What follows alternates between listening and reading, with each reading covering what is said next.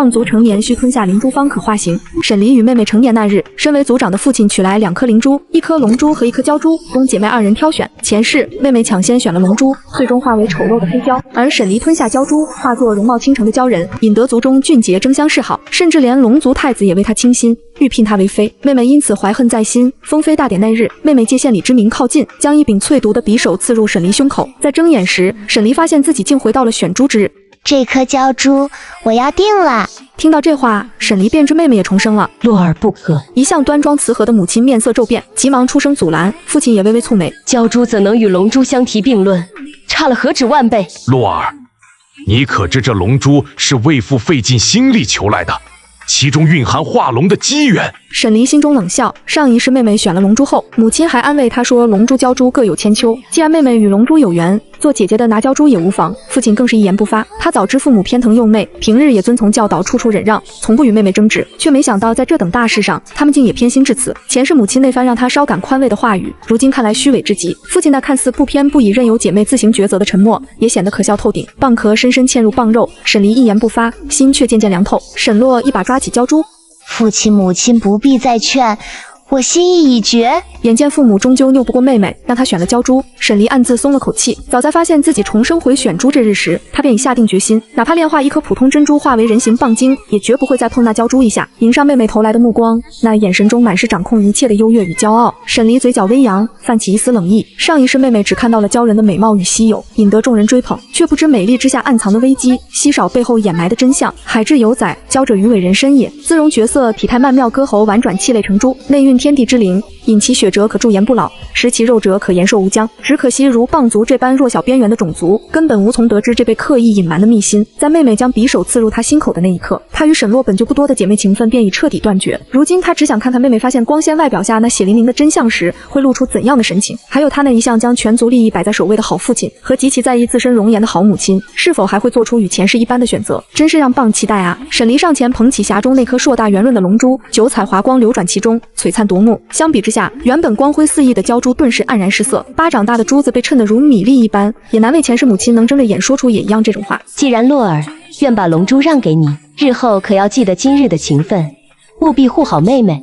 见拗不过妹妹，母亲转头叮嘱沈离：你既得了龙珠，便要担起责任，将我蚌精一族发扬光大。父亲也随即说教，前世妹妹拿了龙珠时可没有这些话，反倒是母亲嘱咐沈离切不可张扬，还命他戴上面纱，以免惹妹妹伤心。父亲则告诫他需与异性保持距离，婚姻大事不得擅自做主，要时刻心存感恩，为族中贡献。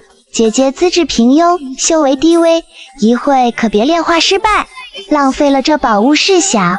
若日后无法再化形可就不妙了。沈洛带着嘲弄的声音传来，这次沈离清清楚楚听出了他假意关心之下潜藏的恶意。看到他停留在龙珠上贪婪又不忿的目光，沈离便明白他虽选了鲛珠，却仍不甘心看到此等宝物落入自己手中，故口出恶言，想让他也不痛快。可他不知道，在姐妹俩第一次比试法术他输了，哇哇大哭。母亲严厉斥责沈离，父亲也罚他禁闭之后，沈离便学会了藏拙。他的法力早已暗中领先妹妹不知多少，就算没有万全把握化龙化鲛，却是绝无问题的。鲛虽外貌丑陋，实力在四海之中却仅次于龙族，自保无虞，且仍有机会化龙登天。前世他身怀至宝，却实力孱弱，早已尝尽其中苦楚。这一世他定要登上大道顶峰，让那些欺他辱他之人全都付出代价。妹妹有这个闲心，还是多操心自己吧。想到前世处处忍让妥协，甚至用自身血肉换取宝物讨好这所谓的血脉至亲，最终却只换来一把夺命的匕首。他不再如往日般忍气吞声，直接冷声对了回去。既然无论怎么做都换不回一丝真情，这一世他绝不会再委屈自己分毫。似是没料到沈离会这般不留情面的讥讽，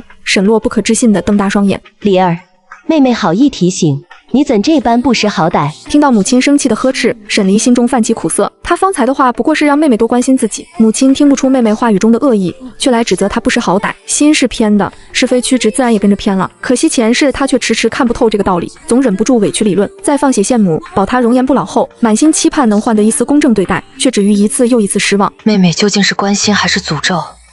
母亲当真听不明白。好了，一点小事也值得争论不休。你们姐妹二人都快些开始炼化，早日化形。听到父亲貌似毫不偏颇个打一板的话语，沈离心底的悲怆更甚。每次他与妹妹争执，但凡妹妹占据上风，父亲便装聋作哑；可若是他占了理，他便会如今日这般和稀泥。可叹他前世还被他这副作态蒙蔽，以为父亲好歹公正，对他的话言听计从，哪怕他要他割肉，他也信了他那番教猪乃族人辛苦寻来，我能有这样的造化自该报答的鬼话，心甘情愿日夜承受剜肉刮骨之痛，为族中换取资源。不知这一事，父亲在得知鲛人血肉的用途后，还能否义正言辞地说出身为蚌族公主，自然该为家族奉献这种话。见沈洛急不可耐地开始炼化鲛珠，沈离也将龙珠纳入体内。前世父母眼里妹妹处处都好，将引族亲血蛋包铁肉这种事藏得严严实实，只暗中将她的血肉掺进饭菜里喂给妹妹吃。不过也正因他们如此偏心，妹妹只看得见鲛人的风光，瞧不见背后的肮脏，今生才会把鲛珠当成宝贝抢着要，反倒给了沈离化龙的机缘。滚烫的热流从龙珠蔓延至全身，他感觉身体像是被寸寸撕裂再重新拼凑，拼命撑住不让自己昏过去。疼痛一波接着一波，像永无止境的巨浪拍打着岩石。所幸前世吃过的苦让他对痛楚有了几分耐受，勉强保持清醒熬过龙珠的淬炼。时间仿佛变得模糊不清，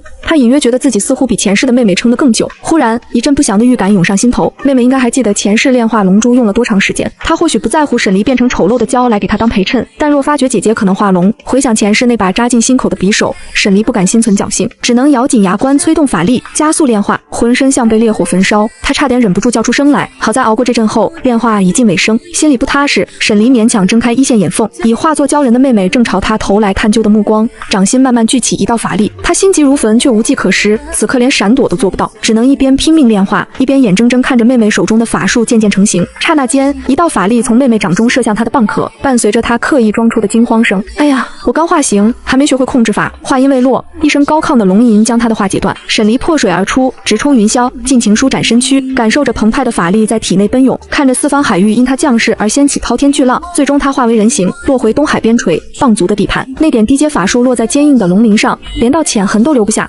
不可能，你凭什么能化龙？沈洛难以置信的尖叫，眼睛死死盯着沈离额间的双脚，恨不得把他们瞪断，目光里全是不甘和嫉恨。妹妹刚才想干什么？沈离冷声追问，无形威压笼罩向沈洛。沈洛面色发白，退了一步，眼神慌乱。我见沈离化龙，母亲脸上原本又惊又喜的神情顿时消散，厉声呵斥：“沈离，这是跟妹妹说话的态度吗？不过化了个龙，就敢忘本了？”前世沈洛只是化鲛，母亲就说鲛的身份地位与从前不同，让她别摆姐姐架子，要恭敬妹妹。如今轮到她化龙，却是这般对待。沈离按下心中杂念，只想瞧瞧母亲到底还能偏心到什么程度。妹妹刚才那一击，若不是我及时化形，恐怕早已魂飞魄散，死无全尸。难道问一声都不行？沈洛方才当着众人的面在炼化时对他出手，母亲也没法睁眼说瞎话，只好揪着他说话的语气做文章。那你也用不着摆出这副凶神恶煞的样子，当姐姐的何必跟妹妹计较这些？母亲，我真不是有意的。沈洛这时回过神来，赶紧看向母亲，满脸委屈的辩解：“我刚刚化形，法力没控住，不是故意朝姐姐那边打的。”好了好了，洛儿别怕，你姐姐这不是没事吗？见沈洛一副快要落泪的可怜样，母亲立刻心疼地上前安抚，这才转向沈离，视线扫过那对龙角，母亲的语气总算软了几分。你也听见了，洛儿不是故意的，当姐姐的何必跟妹妹计较这些？沈洛躲在母亲身后，挑衅地朝沈离使了个得意的眼色，仿佛在说：“化龙又怎样，还不是得不到母亲疼爱。”沈离不作声，只抬眼望向父亲，父亲盯着那对龙角，终于板起脸对沈洛开口：“洛儿，给你姐姐道歉。”沈洛身子一僵，难以置信地看着父亲，对上那不容商量的严厉眼神，他才勉强转向沈离：“我刚才无心之失，姐姐宽宏大量，想必不会跟我斤斤计较吧？”当然不会。沈离还没开口，母亲便急忙抢过话头，笑着打圆场：“姐妹之间哪有隔夜仇？误会说开了，洛儿也认错了，你们姐妹该像从前那样和睦相处。行了，今日你们姐妹双双化形成功，是大喜之日，这事就到此为止，别扫了兴致。”父亲袖子一挥，瞬间换了副笑脸：“为父这就去请族人来，给你们姐妹办场庆功宴。”听完这番话，沈离心底对父母最后那点念想彻底断了。生他养他的恩情，前世割肉放血时就已还清，这辈子他只为自己活。幸好如今他不必再指望别人替他主持公道，靠自己的本事就能给自己撑腰。轻纱随波轻摆，一股比方才强了数倍的威压直逼沈洛。沈洛扑地喷出一口血，身子一软瘫倒在地，再没了之前面对沈离时的嚣张跋扈。看在你我毕竟是姐妹的份上，今天的事就这么算了。但你日后若再敢动我，我必杀你！带着龙威的声音震得沈洛心头一颤，对上沈离那双杀意凛然的冰冷书童，他眼底终于浮上恐惧。离儿你……母亲又惊又怒，正要开口质问，威压便如山岳海涛般压下，将他后面的话堵在了嗓子眼里。谁敢拦我，不管是谁，一样杀！冰冷的树瞳扫过母亲，沈离的声音已听不出任何温度。放肆！父亲大怒，但下一刻，沈离的威压便让他再吐不出一个字，只能震惊地望着他。龙威之下，不容冒犯。一个既惊又急的声音从远处传来，打破了庭中僵持的气氛。沈离望向闯进内庭的人影，眸中闪过压不住的杀意。来人是云彻，相貌英俊，气度不凡，是棒金一族年轻一代中的佼佼者，修为更是同辈里最强的。他深得父亲器重，父亲暗中有意将沈离姐妹其中之一许配给他。平日里他没少帮着沈洛跟沈离作对，出了不少损招。以前沈离只当他倾慕妹妹，懒得跟他一般见识。可前世他化为鲛人后，他突然换了副嘴脸，转而向他献殷勤。起初他以为他是被鲛人的美貌迷住了，心里鄙夷，也就没放在心上。没想到他竟跟外族勾结，故意靠近，内外夹击，害他被关进地牢，日日割肉放血，差点送了命。这仇不报，他咽不下这口气。偏偏云彻把瘫在血泊中的沈洛、沈离额上的龙角，还有怒瞪着他的父母全都看在眼里后，眼珠一转，竟冲到沈洛跟前，摆出护卫的架势，瞪着沈离，一脸正气凛然。沈离，你竟然抢走妹妹化龙的机缘，还敢伤人，实在可恨，还不赶紧跪下认错！听到这话，沈离气急反笑，抬手便是一道法术朝云彻打去。你算哪根葱，也敢在我跟前撒野？云彻见他动手，脸色大变，慌忙聚起法力形成护盾，可连一瞬都没撑住就被击飞，身子重重撞上院墙，已是奄奄一息。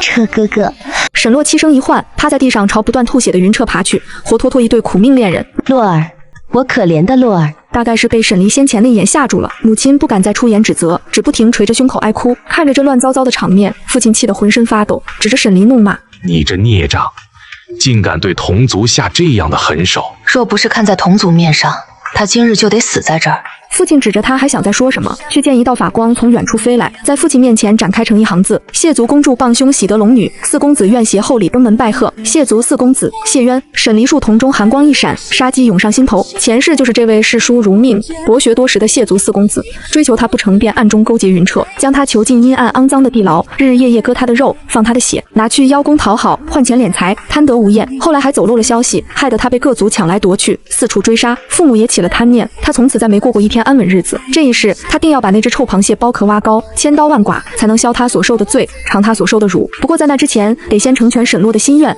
让他也尝尝万众瞩目、众星捧月的滋味。罗族恭祝傍兄喜得龙女，二公主愿携厚礼登门拜贺；虾族恭祝傍兄喜得龙女，三公子愿携厚礼登门拜贺。眨眼之间，法光一道接一道送来拜帖，让人应接不暇。前世沈洛化鲛从海面腾起后，也有过这番阵仗，只不过来道贺的就那么几家相熟的小族，数量和分量都跟眼下没法比。像谢族这种大族，还是父亲为了给沈洛撑场面，专门送礼去请的。沈离转眼一瞧，果然看到沈洛脸上写满嫉恨，但转瞬间他又颇为得意地瞥了沈离一眼。沈离当然明白那眼神的意思，上辈子父亲为他们姐妹办的宴席，本该是沈洛当主角，可化作鲛人的沈离一露面，就凭那张脸引得满座惊叹。宴上最尊贵的客人谢渊更是当场求娶，这是被海中各族议论了许久，彻底抢了沈洛的风头。这次拥有绝世容颜的鲛人是他，那个眼神，他是盼着前世的剧本翻转。沈离暗暗冷笑，鲛跟龙虽只一步之遥，却是云泥之别。宴席上会发生什么，恐怕未必能遂他的愿。收到这么多贺帖，父亲也顾不上再教训沈离，喜滋滋地安排族人筹备宴席。沈离则去了趟西海，弄来一条戒鞭，戒鞭以龙骨蛇皮制成，专用于刑罚，一鞭下去，皮开肉绽，魂飞魄散，痛彻骨髓。前世在那地牢之中，他稍有异动，谢渊便运起法力抽他一鞭。有一回他逃跑被抓回来，更是被他一鞭接一鞭打得差点断气，那种钻心的疼，如今想起来都还在发抖。这般滋味，今生怎能不让他也好好品尝一番？沈离将法力灌入戒鞭，凌空一甩，波纹层层扩散，竟将数丈外的珊瑚柱子震得粉碎。他满意的把鞭子收入袖中，也不知那蟹壳能扛住他几下。3日后，宴会如期举行，四海宾客济济一堂。沈洛精心打扮，一现身便引来满座赞叹。望着他被众人簇拥，傲然立于中央的模样，沈离也微微弯起嘴角。好妹妹，但愿接下来你也能这般享用鲛珠带来的好处。宾客席间，一位身形修长、文雅俊逸的少年郎忽然起身，引得众人侧目。看到那张熟悉的面孔，沈离捏紧了袖中的戒鞭。谢渊，前世他就是这样突然站起，当着所有人的面表白求娶，给他招来了后面种种祸端。沈洛眼波流转，目光中满是期待，望向谢渊的眼神含情脉脉，欲言又止。这副做派惹得在场众人神色各异，视线在二人之间来回打量。父亲也心头一动，仔细端详了谢渊一番，露出颇为满意的神情，举杯受了敬酒，静等他接下来的话。久闻二公主蕙质兰心，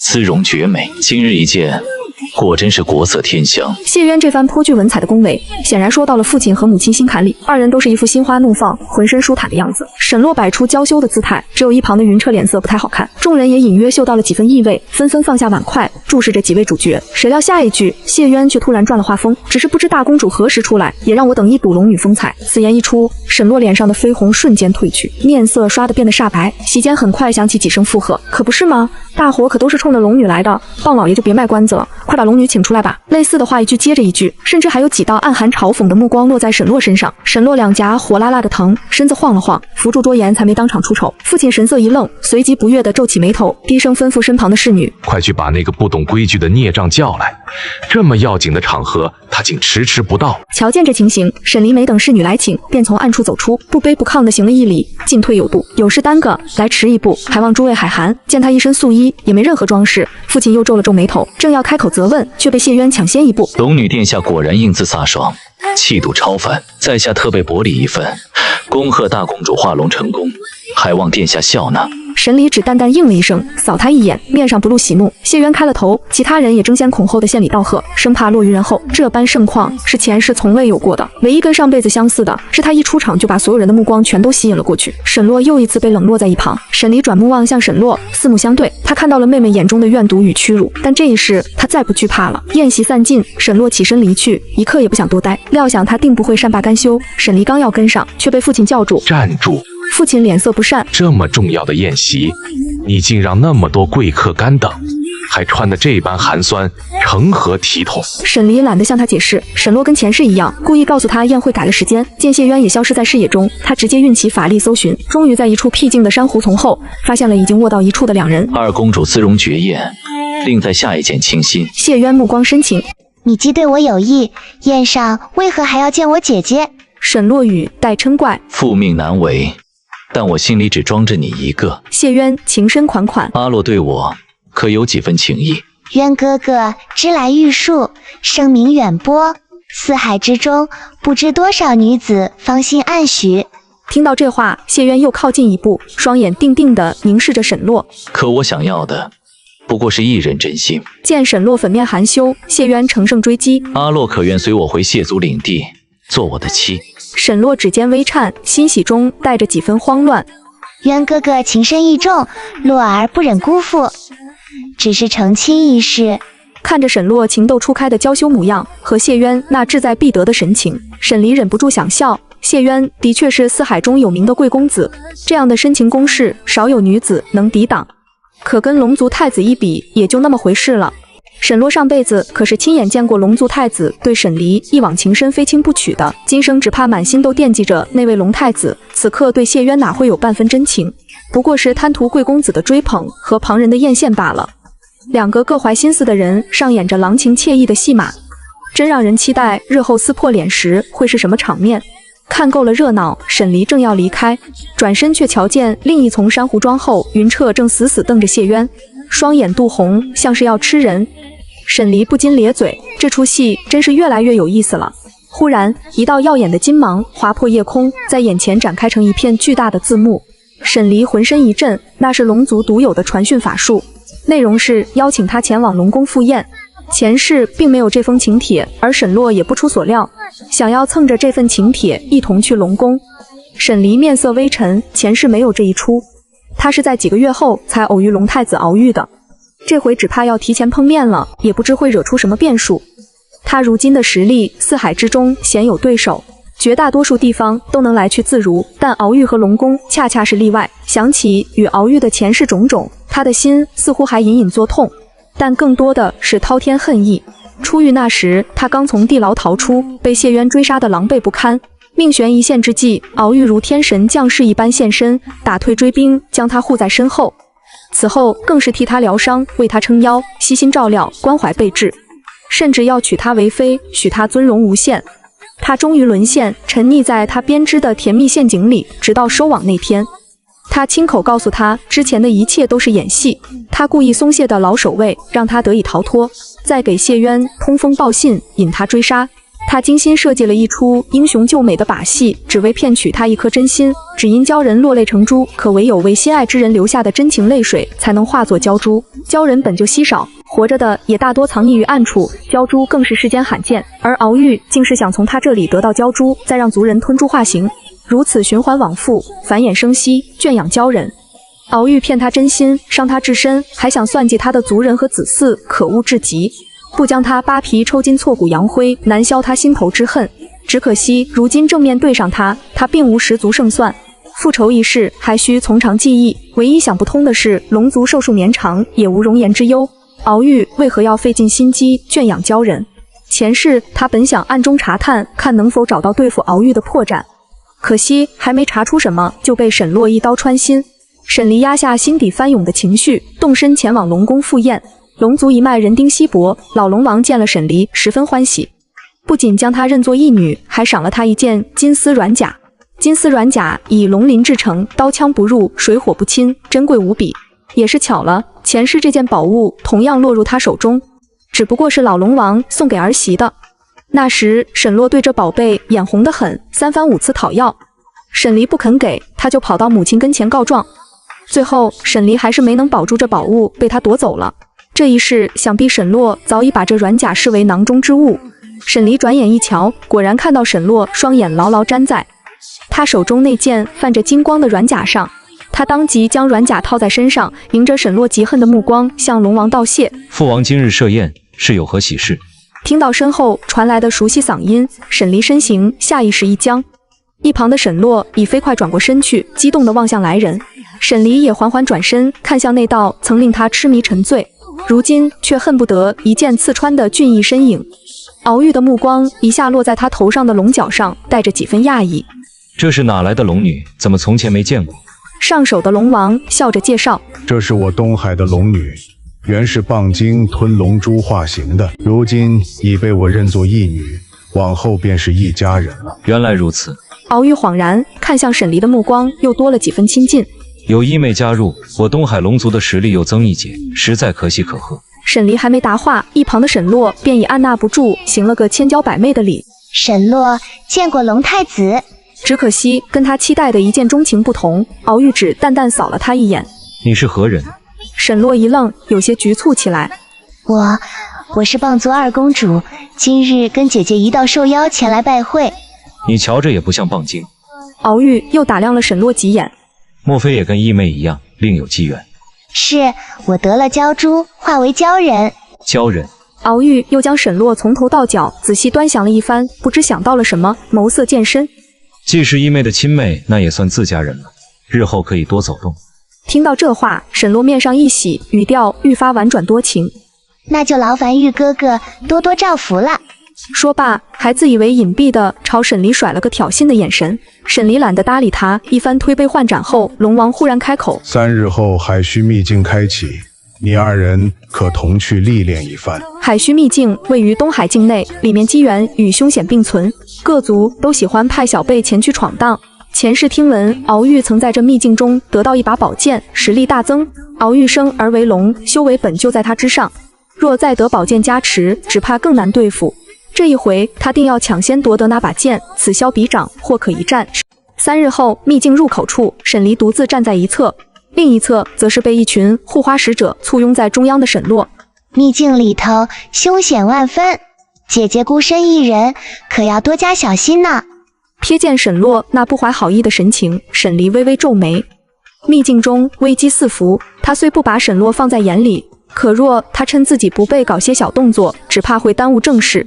幽蓝色的漩涡在眼前撕开一道光门，沈离抬脚迈入秘境，瞬间从幽深的海底来到一片葱郁的山脉。他运弓朝秘境深处飞去，想甩开沈洛一行，不料他却像块甩不掉的膏药一般死缠不放。一会故意惊醒路边的食人花妖，一会又把洞窟里的护宝妖兽引到他跟前。虽说沈离实力强劲，但连番恶战下来也不免有些疲惫。沈洛瞅准时机，假装脚下一滑，竟要把他推入陷阱。坠落之际，沈离猛地抓住沈洛的手腕，拽着他一同跌落。总算是逼得沈洛亲自动手了，没白费他跟妹妹周旋这么久。到了这一步，借沈洛牵制住敖玉的计划已算达成。等脱身之后，那把宝剑便是他囊中之物。他任由完时，将身躯牢牢禁锢，身后大山剧烈摇晃，山上树木乱石纷纷崩落，周围土层四处开裂。待烟尘散尽，还完好站在地上的众人惊愕发现，那座高山竟变成了一个巨人，双拳中紧紧握着沈离和沈洛。石怪张开巨嘴，竟能开口说话。何人惊扰本座长眠？沈离抢先开口：我是被人推下来才误入阵中，并非有意冒犯。石怪巨大的头颅缓缓转动，对准他的眼窝中射出绿光。如此说来，倒怪不得你。握住沈离的实拳忽然松开，他赶忙运起法力稳住身形。就见石怪已将头转向沈洛。那扰我清梦的便是你了。不是我。沈洛惊慌之下，习惯性的把罪名推给沈离。是他推的我。石怪的眼窝中骤然蹦出2道红光，声如雷震。竟敢撒谎！不但搅扰本座安睡，还妄图蒙骗于我，罪无可恕。随着石怪怒吼，周围又是一阵天崩地裂。等平静下来时，人数已少了一半。沈洛早已被这阵仗吓得脸色发白，若不是敖玉飞身上前向石怪求情，只怕他早就一命呜呼了。见此情形，沈离双唇微动，以传音之术私下与石怪交流。石怪眼中绿芒一闪，东海龙王的面子不能不给，死罪可免，活罪难逃，除非什么？沈洛闻言眼睛一亮，急切追问：除非有人对你情真意切，能扛住我一问，我便放你们离去，否则那人就要替你受过，进迷石阵受刑。倘若无人能救你，我便将你丢入阵中，是生是死，全凭你自己造化了。听闻这番话，沈洛脸上的惧色消散殆尽，眼中尽是笃定与骄傲。他柔声唤着敖玉，姿态撩人：玉哥哥，洛儿想让你来救。沈洛满脸期待，心中早已笃定结果。在他看来，这不过是送分题，等于问他要给谁一个当众表白的机会。然而敖玉面色阴沉，听到沈洛点他的名，神情更是难看了几分。洛儿，我对你的情谊，难道还需用这种方式来证明？沈洛一愣，本想辩解这不是考验，而是秀恩爱，可瞧见敖玉明显不悦的神色，又怕惹恼了他，只得委屈道：我不是那个意思。话音落下，他便将目光转向谢渊，拿不了满分，80分也行。渊哥哥。早在石怪开出条件时，谢渊便已变了脸色，后见沈洛点名敖玉，他才松了口气。可听到敖玉那番话，他心中已有了不祥的预感。此刻被沈洛唤到，谢渊的神情变了又变，最终他还是勉强挤出一丝笑意，将祸水东引。我自是愿意救阿洛的，只是瞧云兄那般期盼，实在不好同他争抢。云彻狠狠剜了谢渊一眼，平日里事事都要来争，这会儿倒谦让起来了。再度被拒，沈洛有些不甘，再次开口：没事的，彻哥哥向来大度，不会在意这种小事。云彻在一旁点头，如捣蒜。可阿洛妹妹没有第一时间想到我，在下心中实在不是滋味，想通之前怕是不敢笃定自己的心意。云彻对他怒目而视：你把我的词抢了，我待会说啥？沈洛面色凝重，最后将希冀的目光投向云彻。彻哥哥，咱们自幼一同长大，你对我的心意定是无可挑剔的。送分题总不至于不及格吧？云彻脸色更白，面露难色。我对阿洛的心意自是日月可见，只是我心中一直将你当作妹妹看待，怕是不符合要求。3连被拒，沈洛已有些下不来台，他转头望向其他追求者：你们可有人愿意救我？只要能脱身，不管多少分，他都认了。众人面面相觑，终于有一人站出：我来。石怪头颅转动：若他变得丑陋无比，你可还会真心相爱？那人脸色凝重，却还是咬牙坚持：自然会。撒谎！石怪眼中射出红光，下一刻，那人便被抛入迷石阵中。接着，石怪又转头看向沈洛：看来没人救你。说着，便要将沈洛投入阵中。且慢！沈洛环顾四周，心一横，决然道：谁若救下我，我便嫁与他。话是对众人说的，可他的眼神却一个劲儿地往敖玉身上瞟。上一世，敖玉的确要娶她为妃，沈洛显然觉得他定不会让旁人抢先，才说出这番话。可回应他的只有令人窒息的沉寂。不止敖玉没有反应，谢渊、云彻和一众追求者竟无一人上前。我忍不住扑哧一笑，这出戏实在精彩。沈洛面色凝重，羞愤欲绝，被石怪毫不留情地丢进阵中。阵门闭合之际，敖玉和谢渊竟双双跃入其中。云彻见状，也在最后一刻跟了进去。瞧见这一幕，我嘴角浮起笑意。迷石阵险象环生，迷障重重，便是敖玉一时半刻也难以轻易脱身。我有充足的时间将上一世本属于他的宝剑夺走，无人打扰，我很快便突破重重障碍，将倚天剑收入囊中，秘境关闭。我一眼便瞧见沈洛灰头土脸，浑身狼狈，却甜蜜幸福地依偎在敖玉身侧。我目光又扫视一圈，竟在不远处看到站在一处的谢渊和云彻。云彻讥讽地瞥了谢渊一眼，某些人做再多也是白费心机，只能眼睁睁看着旁人抱得美人归。谢渊却难得没同他争辩，目光幽深，意有所指。连石怪一问都不敢接，你对那女人也并非真心吧？让我猜猜，你图谋的是蚌精一族族长之位。瞧这情形，你怕是也没机会通过二公主的爱慕来达成目的了。倒不如同我合作，只要你助我成事，有我谢族相助，拿下小小蚌族自不在话下。两人对视数息，云彻终是缓缓开口：你要我做什么？两人转为传音密谋，我探听不到详细计划，但大致能猜到几分。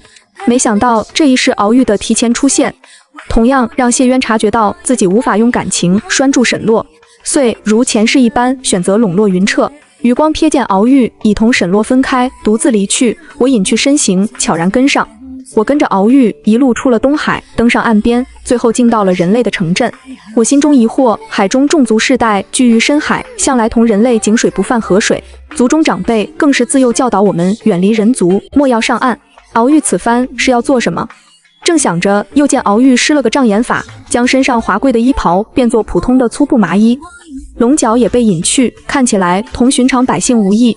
我不由瞪大双眼，他这究竟要做什么？眼看人就要消失在转角，我顾不上声响，赶忙跟上。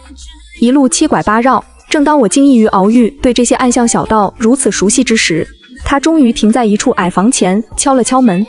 看着他进入屋内，我飞上一株古树，刚看清院中情形，便惊得险些跌下树来。敖玉正在院中搂着一布衣女子，两人卿卿我我，眉目传情，而那女子分明是人类。瞧见敖玉眸中的深情，我只觉天雷滚滚，海潮汹涌，人妖殊途，岂可苟合？我心神俱震，好半晌才缓过劲来。难怪前世敖玉费尽心机想要圈养鲛人，只怕都是为了给这位真正的心上人。人类寿命何其短暂，若要长相厮守，得残害我多少后辈族亲。敖玉算计我一片真心，谋我家族子嗣，竟是为了这等大逆不道的苟且之事。如此行径，简直枉为东海之主。我几乎咬碎一口牙，才堪堪压住此刻冲出去杀个昏天黑地的冲动。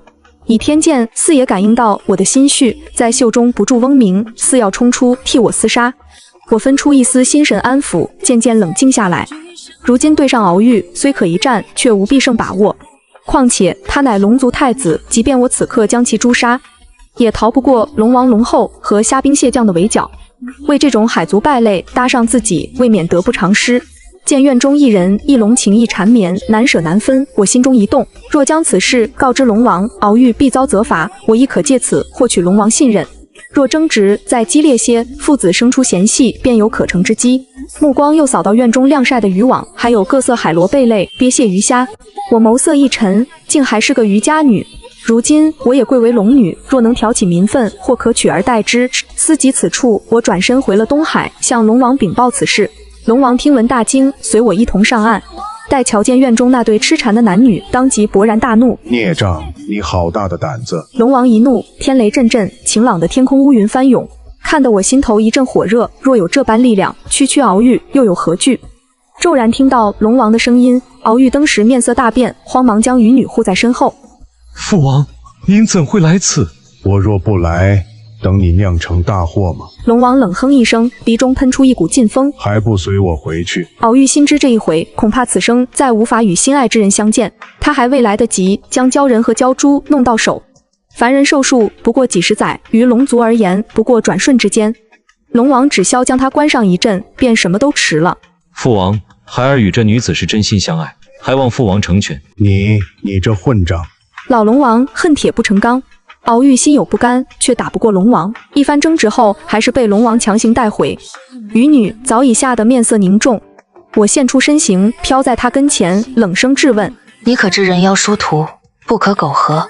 渔女跪伏在地，不住磕头：“神女饶命，民女原以为相公是人，实在不知他竟是那等怪物。”想起渔女瞧见敖玉头上龙角时那震惊恐惧的神情，我心中已信了她这番说辞。既如此，你可愿忘却这一切，换个地方生活？渔女大喜，再度不住叩首：“多谢神女娘娘恩赐。”我施法屏蔽了渔女这段记忆，只让她以为夫君已葬身海底，又引导她搬离这处伤心之地，此生不再捕鱼。我回到龙宫，将此事禀告龙王，龙王对我所做十分满意，赏了不少宝物以示嘉许。我一出龙宫，便将敖玉同一个渔女私通，惹得龙王震怒，被关入深渊幽牢之事，散播四海。待我回到家中，又得知沈洛已失踪数日，云彻如前世一般在劝我父母宽心，看来谢渊已经动手了。我飞身前往地牢，沈洛果然被铁链绑在脚架上，身上伤痕交错纵横，被折磨得不成人形，正不住向谢渊求饶。龙肉吃了对修为大有裨益，同样能延年益寿、养颜助容，比蛟肉更值钱。你放过我，我帮你把姐姐带过来，好不好？我眸中一寒，杀意更甚。龙肉有意修为，众所周知，只是没人有那胆量打这个主意。我这好妹妹也不知是胆大还是愚蠢，竟说出这种话来。但谢渊显然不蠢，他很清醒。你倒是不怕遭天谴，敢讲这种话。不过我劝你还是省省力气，我不可能放你走。谢渊，你不得好死！见求饶无用，沈洛一改先前楚楚可怜的模样，露出狰狞的一面。他借鞭狠狠抽在沈洛脸上，皮开肉绽。飞溅出的血珠在阵法作用下汇聚入瓶中，一滴都未浪费。谢渊笑得开怀，怎么罚了这么多回，还是不长记性？沈洛疼得浑身抽搐，眸中却仍含着一丝希冀。玉哥哥一定会来救我的，届时定要你付出代价。玉哥哥会娶我为妃，你们这些伤害我的人，统统都要死。听到沈洛这番天真的话语，谢渊忍不住放声大笑。你难道没听说敖玉看上了一个渔女，被龙王关进深渊幽牢的事，竟还在做梦？哦，你被关在地牢里，确实不知这最新的消息。不过我现在告诉你了，你的玉哥哥如今自身难保，不可能来救你。不可能，你撒谎！沈洛死死瞪着谢渊。玉哥哥怎会喜欢一个渔女？他喜欢的分明是我。我才是未来的太子妃，你休想骗我！见沈洛这副油盐不进的痴狂模样，谢渊来了兴致，一字一句如锋利的刀刃刺入沈洛心口。你自己清楚，我没必要骗你，也编不出这样的谎话。敖玉对你有没有真心？海虚秘境遇到石怪那回，不是很明显了吗？我原本还想不明白，敖玉贵为龙族太子，既没真心喜欢你，又为何要同你虚与委蛇？如今我倒是想通了，只怕他也跟我一样，看中的是这鲛人血肉，我要壮大势力，而他是要同他心爱的渔女长相厮守啊！不可能，你骗我！沈洛瞠目欲裂，面容可怖，状若疯魔。玉哥哥绝不可能这样待我，我将来可是要做太子妃的，他不可能如此对我。玉哥哥那样的人怎会看得上卑贱的人类，还是个粗鄙的渔女？我不信，你放我出去，我要亲口问他。沈洛剧烈挣扎，带动铁链哗啦作响，但回应他的只有一道道痛入骨髓的戒鞭。我看够了这出戏，转身回到龙宫，在龙王面前刷好感、攒功绩。老龙王年事已高，东海大部分事务早已移交敖玉打理。如今敖玉被关，久不理事的老龙王明显有些力不从心。不过我的出现很好的解决了这个问题，老龙王越发信重我，四海亦是一片赞誉之声。日子就这般平静地过了一段时日，直到沈洛逃出地牢，他倒是放得下身段，引诱了看守，逃回家中。谢渊也同前世一般，见自己再无法从中获利，便鱼死网破，将鲛人血肉的功效公之于众。再见沈洛时，他正同父母吵得不可开交。我费尽千辛万苦才从那鬼地方逃出来，你们竟然还想抽我的血，挖我的肉，就连猛虎也不会吃自己的孩子。沈洛嗓音尖利刺耳，母亲放柔了声音，试图安抚他。咱们和那歹人怎能相提并论？不过是取一点点而已，既伤不了你的根本，又能换来你心心念念的珠宝首饰，锦衣华服，岂不两全其美？父亲也在一旁耐心劝说，眼下不过是权宜之计，用来换取些资源罢了。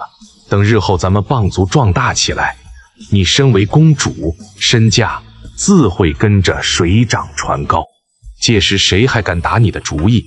听着这番话，我不禁想起从前。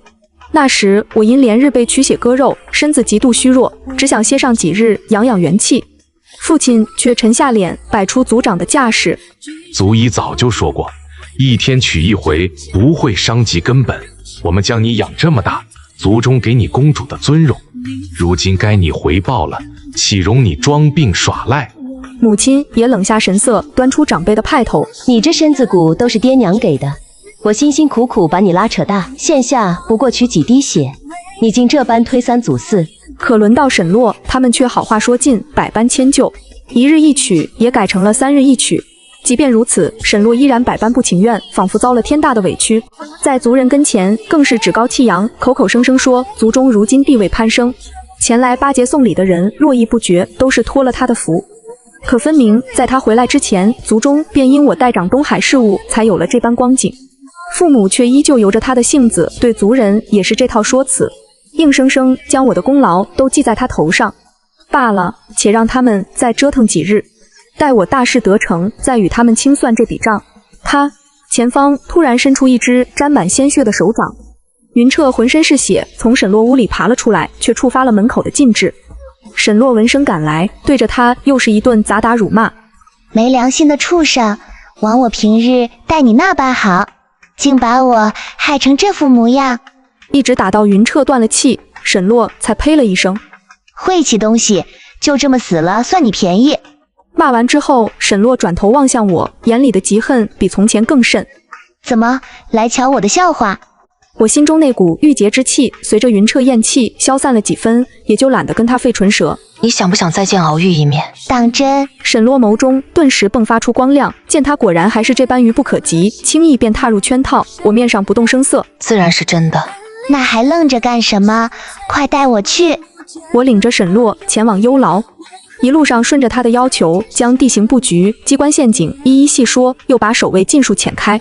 你们都先退下，我妹妹要同太子说几句话。姐姐，你也回避一下吧，我跟太子说话，你处在旁边不太方便。见沈洛又摆出那副将我的东西占为己有的得意嘴脸，我心中冷笑，面上却丝毫不显，顺从地转身离去。那你们慢慢叙旧，我稍后再来。离开幽牢后，我握紧袖中的戒鞭，谢渊的账我还没跟他算。见我登门，谢渊神色阴沉，满脸戒备。海须秘境里，瞧你们姐妹的架势也不怎么和睦，没料到你居然会替她出头。我懒得废话，扬起戒鞭，狠狠朝谢渊抽去。我当然不是替沈洛出气，而是为上一世的自己讨债。戒鞭裹挟着我的法力，一边便将谢渊的双腿抽断。这一下是偿还我数次逃跑被抓回时的断腿之痛。我再甩出一鞭，抽烂他的面皮。这一下是偿还我每次顶撞时被打烂脸的苦楚。我抬手，又是一鞭重重落在他脊背上。这一下是偿还他每回心血来潮，偏要用这法子取血时加诸我身上的酷刑。我一边接一边落在谢渊身上，任他如何嚎叫求饶，破口大骂，我都如前世他待我那般充耳不闻，只是不停挥鞭，只把他打得现出原形。这戒鞭的滋味尝着如何？面对我的询问，谢渊已疼得吐不出半个字。直到那只挥舞着巨钳的八足螃蟹化作一滩烂泥，我才终于住手，长长吐出一口浊气。如今我身份今非昔比，谢渊又有残害我族人的罪行在先，论实力论道理皆在我这边。便是谢渊的生父谢族族长也拿我没有半点办法。这边的事刚了结，那边便传来消息，沈洛带着敖玉越狱逃跑了。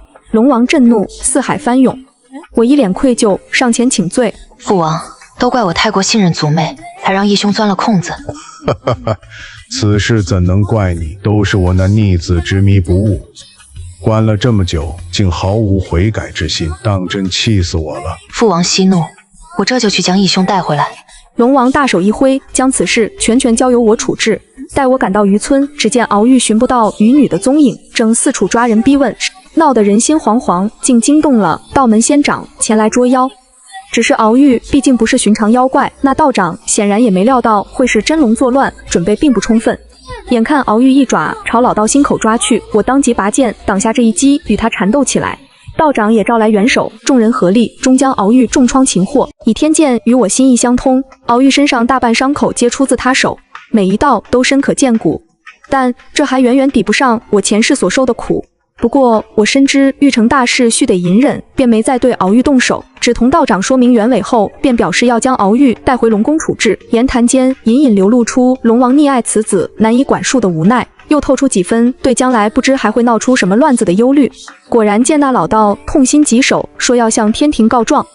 回到东海，龙王已收到天庭降下的问罪诏书，听我将事情经过细细道来，又见敖玉依旧一副死不悔改的样子，再加上沈洛哭哭啼啼的控诉敖玉如何欺骗他，实则是为了取鲛人之肉与那渔女厮守终生。老龙王当场怒火攻心，喷出一口淤血，随即下令将敖玉押入幽牢最深处，褫夺太子之位，任何人不得探视。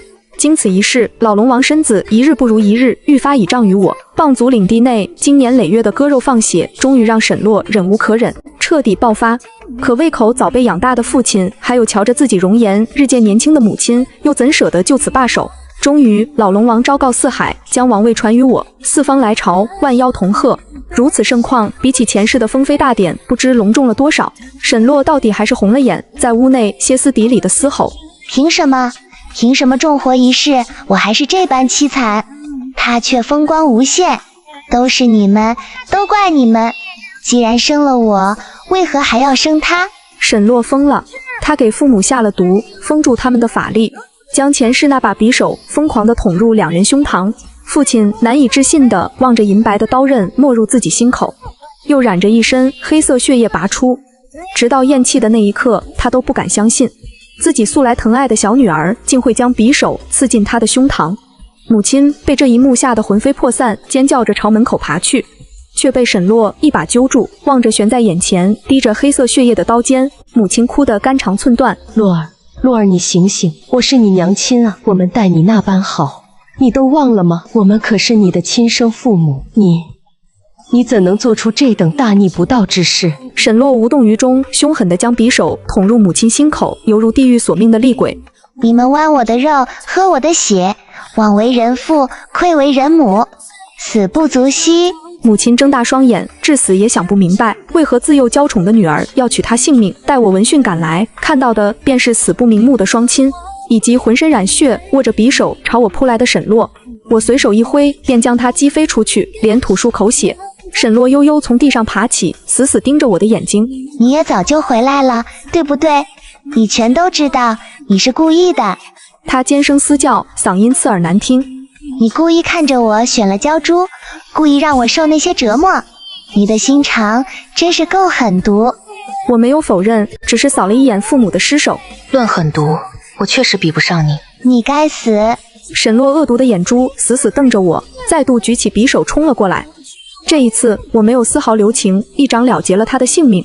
这个故事很长，从我上一世吞下鲛珠被他蒙骗说起，到这一世我步步为营，查出他与渔女的私情，向龙王告发，再到我抹去渔女的记忆，将他送往别处，又故意领着沈洛前来助他逃出牢笼，随后联合众人将他重创擒获，还有我暗中点拨道长，让他向天庭参上一本，令龙王对他彻底寒心，最终夺了这东海之主的宝座。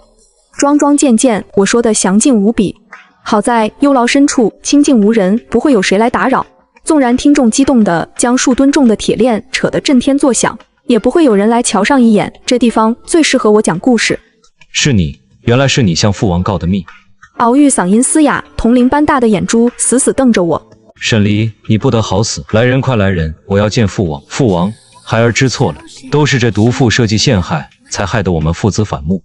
瞧见敖玉这副癫狂模样，我忍不住愉悦地笑了，居高临下俯视着他如丧家之犬般被牢牢锁住的身影。喊吧，你便是喊破嗓子，也不会有人来。毕竟如今执掌东海、呼风唤雨之人是我，这本该属于你的王位，日后也将由我的子孙后代承继。毒妇，你不得好死！瞧见敖玉恨不得将我拆骨入腹的神情，我知道诛心的目的已然达成，他的性命也没必要再留了。我缓缓抽出倚天剑，幽寒的剑光映照在敖玉脸上，让他被怒火冲昏的头脑清醒了几分。你瞧这把剑多好，若非有他相助，渔村围剿那日，我未必能将你重创秦下。上一世他本是你的，不过如今都归我了。我笑靥如花，将剑尖对准敖玉，一剑穿心。